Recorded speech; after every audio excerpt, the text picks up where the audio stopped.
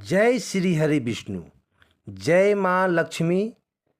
दोस्तों, आप सभी को निर्जला एकादशी की हार्दिक शुभकामनाएं।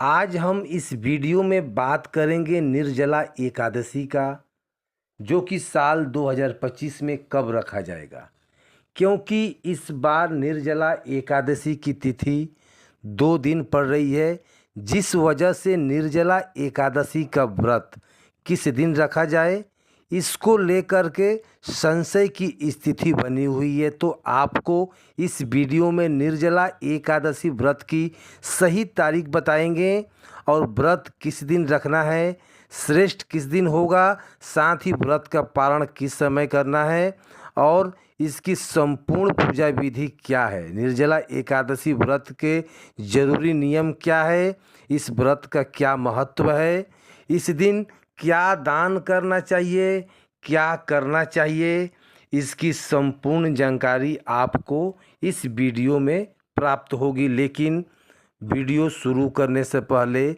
आपसे निवेदन है कि यदि वीडियो आपको थोड़ा सा भी अच्छा लगे तो कृपया एक बार लाइक अवश्य कर दीजिएगा और मनोकामना पूर्ति के लिए कमेंट बॉक्स में अवश्य लिखिएगा जय श्री हरि विष्णु, जय माँ लक्ष्मी और जय श्री लक्ष्मी नारायण।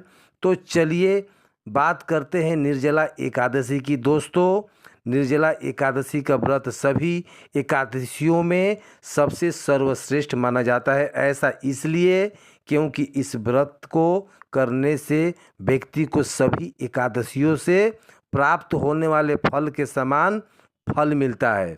साथ ही साथ समस्त पाप भी नष्ट हो जाते हैं और मोक्ष की प्राप्ति होती है। दोस्तों, ज्येष्ठ मास के शुक्ल पक्ष में आने वाली एकादशी निर्जला एकादशी के नाम से पूजा जाता है।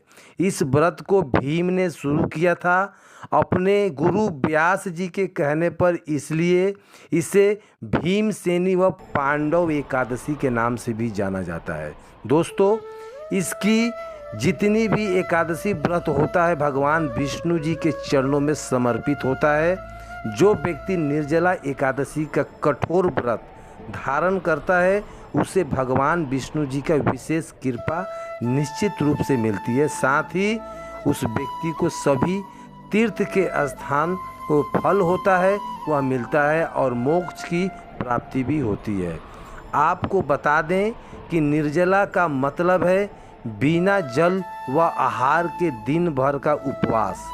निर्जला एकादशी बाकी एकादशी से सबसे कठिन मानी गई है, क्योंकि इसमें एकादशी को सूर्योदय से लेकर अगले दिन द्वादशी तिथि को सूर्योदय तक बिना जल और भोजन के रहना होता है। दोस्तों, निर्जला एकादशी का व्रत करने से साल भर की 24 एकादशी का फल मिलता है। जो लोग साल भर की एकादशी का व्रत ना कर सके तो वह निर्जला एकादशी का व्रत जरूर करें। दोस्तों, निर्जला एकादशी का व्रत स्त्री और पुरुष दोनों ही कर सकते हैं। निर्जला एकादशी का व्रत कब करना है, पारण कब किया जाएगा, यह जानने से पहले इस व्रत की पूजा विधि व नियम जानना बहुत ज़रूरी है। दोस्तों, एकादशी व्रत के नियम दशमी से ही शुरू हो जाती है। आपको दशमी के दिन से सूर्यास्त के बाद भोजन ग्रहण नहीं करना चाहिए। इस दिन सात्विक आहार ही लें और दशमी से लेकर जो व्रत का पारण तक भक्तों को ब्रह्मचर्य का भी पालन करना चाहिए और दशमी को हो सके तो जमीन पर ही सोना चाहिए। ध्यान रखें, व्रती को एकादशी के दिन देर तक सोना नहीं है। आप हो सके तो ब्रह्म मुहूर्त में ही उठ जाएं और ना ही एकादशी की रात को सोना चाहिए, बल्कि इस दिन रात्रि जागरण का विधान है। इसके अलावा एकादशी के दिन पान खाना भी वर्जित है और इस दिन भूल कर भी चावल का सेवन ना करें। चावल का सेवन करने वाला व्यक्ति पाप का भागीदार है।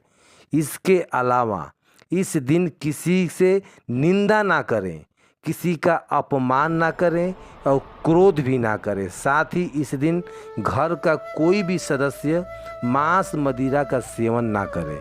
हो सके तो प्याज लहसुन का भी सेवन ना करें। सात्विक आहार ग्रहण करें। अगर आपने व्रत नहीं रखा है और इस दिन ज़्यादा से ज़्यादा विष्णु जी के मंत्रों का जाप करें। साथ ही प्याऊ की व्यवस्था भी कराएं और इसके अलावा विष्णु मंत्र का पाठ करें, उनका मंत्र का जाप करें और विशेष फल की प्राप्ति भी होती है इससे। इस दिन दान का बहुत बड़ा महत्व है, इसलिए इस दिन दान जरूर करें। इस एकादशी पर विशेष रूप से जल दान का बड़ा महत्व बताया गया है। इस दिन घड़ा दान करना चाहिए। मिट्टी का कलश यानी घड़ा का दान करने से बहुत फलदायी होता है। इसके अतिरिक्त आप इस दिन अन्न वस्त्र गौदान फल दान पंखा दान छाता दान और मिठाई धन आदि दान भी कर सकते हैं। दोस्तों, निर्जला एकादशी का व्रत बिना जल पिए करना होता है, इसलिए इस दिन जल कब और कितना पीना होता है इसकी जानकारी भी हम देंगे और उसमें पहले जो पूजा विधि है वो उससे हम समझ लेते हैं। व्रती को निर्जला एकादशी के दिन सुबह जल्दी उठकर स्नान आदि करके हो सके तो पीले रंग के वस्त्र धारण करें। इसके बाद सूर्य देव को जल अर्पित करें। फिर पूजा स्थल को साफ सुथरा करके गंगा जल का छिड़काव पवित्र करें और सभी पूजा सामग्री एकत्रित कर लें। बात करें पूजा सामग्री की तो इसमें आपको एक लकड़ी की चौकी चाहिए, साथ ही भगवान विष्णु जी की मूर्ति या फोटो, जल का लोटा, पीले फूल, माला, चंदन, रोली मोली, अक्षत, सुपारी, लौंग, इलायची, धूप, दीप, इत्र, जनेऊ और विद्या फल मिठाई आदि लें और पंचामृत का भी व्यवस्था करें। कुछ दक्षिणा भी शामिल कर लें, जरूरी है ये। आप सारी सामग्री एक साथ एकत्रित कर लीजिए। आसन लगाकर पूर्व या उत्तर की ओर मुख करके बैठ जाइए। अब लकड़ी की चौकी रख लें, उसमें पीला कपड़ा बांधकर भगवान विष्णु जी की मूर्ति या फोटो को स्थान दें। अब सबसे पहले जो है व्रत का पूजा और दान का संकल्प लें।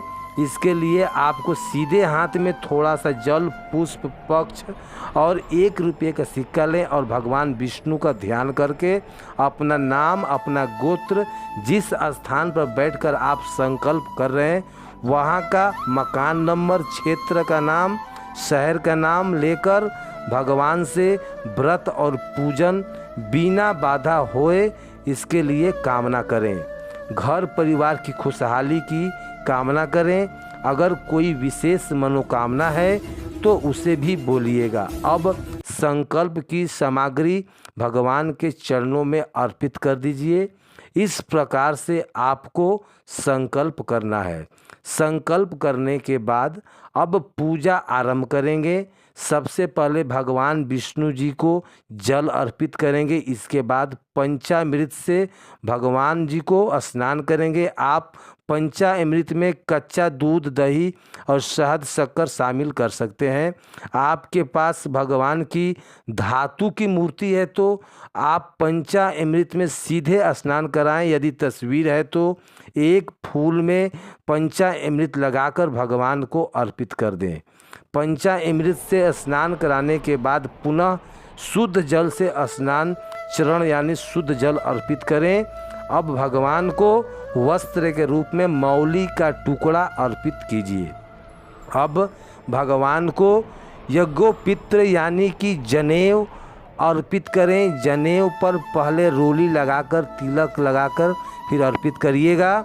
इसके बाद शुद्ध घी का दीपक जलाएं, धूप जलाएं, थोड़ा सा इत्र लगाकर भगवान को अर्पित करें। इसके बाद रोली या चंदन का तिलक लगाएं, अक्षत अर्पित करें और भगवान को पुष्प की माला चढ़ाएं। अब भगवान को हाथ से दीप दिखाएं, फिर दीपक को उठाए हुए पुष्प में फूल दिखाकर भगवान को अर्पित कर दें। अब भगवान को भोग लगाएं। इसमें आप फल, मिठाई, मिश्री, बतासा और भगवान जी को पंचामृत का भोग जरूर लगाएं। साथ में तुलसी का पत्ता जरूर लें और भोजन लगाने के बाद में तुलसी पत्ता जरूर डाल दें। और इसके बाद भगवान को तांबुल यानी कि पान के पत्ते पर 2 लौंग, 1 इलायची, 1 सुपारी रखकर अर्पित कर दें। इसके बाद अपनी इच्छा अनुसार भगवान को कुछ न कुछ दक्षिणा भी अर्पित करें। साथ में आप जो कुछ इस दिन दान करने वाले हैं वह सामग्री भी पूजन स्थल पर जरूर रखें, उसका भी पूजन करें। जैसे आप जल कलश यानी कि घड़ा दान करने वाले हैं तो उसे पूजा स्थान पर जरूर रखें। इसके बाद हाथ जोड़कर भगवान से प्रार्थना कीजिए कि है भगवान, हमारे व्रत और पूजन को स्वीकार करें। पूजा में कोई चूक हो तो क्षमा करें, अपने मन की इच्छा को भी बोलें। इसके बाद निर्जला एकादशी की कथा पढ़ें या फिर सुनें। अब आप भगवान की आरती करके विधि पूर्वक पूजा संपन्न करें। इसके बाद शाम को भी भगवान जी की पूजा आरती भोग जरूर लगाएं। फिर रात्रि के जागरण करें, श्री हरि के नाम का भजन करना चाहिए। फिर व्रत के अगले दिन यानी द्वादशी के दिन प्रातःकाल जल्दी यानी द्वादशी के दिन प्रातःकाल जल्दी उठकर पुनः स्नान आदि करके भगवान विष्णु की विधि विधावत पूजा करें। इसके बाद किसी ज़रूरतमंद को या ब्राह्मण को भोजन कराकर दान दक्षिणा देने के बाद ही शुभ मुहूर्त में व्रत का पारण करना चाहिए। पारण के लिए आप श्री हरि विष्णु का ध्यान करते हुए प्रसाद या तुलसी पत्र खाकर व्रत का पारण करें और फिर सात्विक भोजन ग्रहण करें। आपको बता दें कि व्रत कब करना है, व्रत पारण का शुभ मुहूर्त क्या है, और उसके पहले बात कर लेते हैं कि निर्जला एकादशी में जल कब पीना चाहिए और कितना पीना चाहिए। तो दोस्तों, वैसे तो निर्जला एकादशी का व्रत बिना अन्न और जल में रखा जाता है।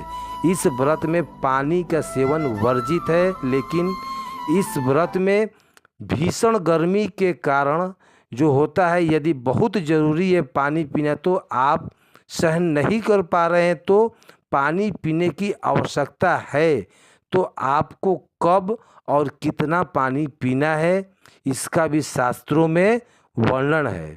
तो आपको बता दें कि निर्जला एकादशी के व्रत में नान और आचमन के सिवा जल वर्जित है। केवल 2 चीज़ों में आप जल प्रयोग कर सकते हैं, एक तो नहाते के समय, दूसरा आचमन में। यदि आपका गला सूख रहा है और पानी पीने की बहुत ज़रूरत हो तब आप शाम की दिया बाती करने के बाद आचमन के तौर पर जल ग्रहण कर सकते हैं। बस ध्यान रहे, जल आपको सिर्फ और सिर्फ आचमन के तौर पे ही लेना है। यह नहीं कि गिलास भरकर पानी पी लिया। जितना पानी हम पूजा के समय आचमन में लेते हैं उतना ही जल ग्रहण करने की इजाज़त इस एकादशी में दी गई है। और अगर आप निर्जला व्रत करने में असमर्थ हैं तो आप निर्जला व्रत का संकल्प ना लें। आप चाहें तो फलाहार करके भी व्रत रख सकते हैं, लेकिन इस व्रत की इतनी महिमा है, आप इस एकादशी का व्रत धारण जरूर करें। चलिए अब जानते हैं कि साल 2025 में निर्जला एकादशी का व्रत कब रखा जाएगा और व्रत का पारण कब किया जाएगा। पारण करने का सही समय क्या है, तो आपको बता दें कि साल 2025 में निर्जला एकादशी का व्रत 2 दिन रखा जाएगा, क्योंकि इस बार एकादशी तिथि 2 दिन पड़ी है। हम आपको बता देंगे कि किस दिन किस व्यक्ति को व्रत रखना चाहिए, कब रखना चाहिए और श्रेष्ठ क्या होता है। आपको बता दें कि ज्येष्ठ मास में शुक्ल पक्ष की एकादशी तिथि की शुरुआत 6 जून 2025 को प्रातःकाल 2:15 पर हो रही है। एकादशी तिथि की समाप्ति 7 जून 2025 को जो 4:47 पर होगी। तो इस हिसाब से एकादशी का व्रत 2 दिन रखा जाएगा। पहले 6 जून 2025 दिन शुक्रवार को और दूसरा 7 जून 2025 दिन शनिवार को। ध्यान रहे, जो व्यक्ति पारंपरिक जीवन में है यानी कि गृहस्थ जीवन में है, सामान्य जन है और उदया तिथि को महत्व देते हैं, तो वह पहले दिन वाली एकादशी यानी 6 जून 2025 दिन शुक्रवार को व्रत रखेंगे और 7 जून को पारण करेंगे। लेकिन जो लोग सन्यासी हैं, विधवा हैं और मोक्ष के इच्छुक व्यक्ति हैं यानी वैष्णव जन हैं, तो वह दूसरे दिन वाली एकादशी यानी 7 जून 2025 दिन शनिवार को व्रत रखेंगे और 8 जून को पारण करेंगे। चलिए अब जानते हैं कि लोग 6 जून 2025 को व्रत रखेंगे तो वह पारण कब करेंगे, पारण करने का समय क्या रहेगा। तो आपको बता दें कि व्रत पारण का समय 7 जून 2025 की दोपहर को 1:44 से लेकर शाम 4:31 पर रहेगा और पारण तिथि के दिन हरिवासर समाप्त होने तक समय 7 जून 2025 की सुबह 11:25 पर रहेगा। वहीं जो लोग 7 जून को व्रत रखेंगे तो उनके लिए व्रत का पारण का समय 8 जून 2025 की सुबह 5:23 से लेकर सुबह 7:17 तक रहेगा और पारण के दिन वादचित समाप्ति होने समय 8 जून 2025 की सुबह 7:17 पर रहेगा। तो दोस्तों, यह जानकारी आपको अच्छी लगी तो कमेंट में जय श्री हरि या जय लक्ष्मी नारायण जी जरूर लिखें। वीडियो थोड़ा भी अच्छा लगा हो तो कृपया वीडियो को लाइक अवश्य करें, शेयर करें और साथ ही साथ हमारे चैनल को सब्सक्राइब करें। धन्यवाद।